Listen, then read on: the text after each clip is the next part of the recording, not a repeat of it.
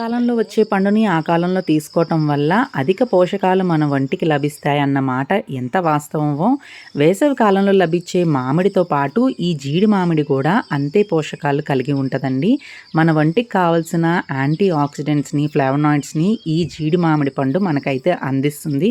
మన బాడీలో uric acid levels కూడా ఈ జీడి మామిడి పండు తీసుకోవటం వల్ల తగ్గుతుంది. అలా అని ఒకే రోజు ఎక్కువ తినకూడదు. పేరుకు తగ్గట్టుగానే ఈ జీడి మామిడి పండు తీసుకునేటప్పుడు మన గొంతుకి నొసలాగా వస్తుందండి. సో తీసుకునేటప్పుడు జాగ్రత్తగా తక్కువ మోతాదులో తీసుకోవాలి. ఈ జీడి మామిడి పండు నుంచి జీడి పిక్కను సపరేట్ చేసి అందులోంచి జీడిపప్పు అయితే తయారు చేస్తారు.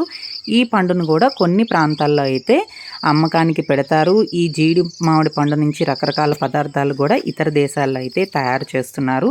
మనకి ప్రస్తుతం కేవలం జీడిపప్పు కోసం మాత్రమే ఈ పండుని ఇక్కడ పండిస్తూ ఉంటారు. మహారాష్ట్ర తర్వాత మన ఆంధ్రప్రదేశ్ వాతావరణానికి ఈ పంట చాలా అనువైనదిగా చెప్పుకోవచ్చు.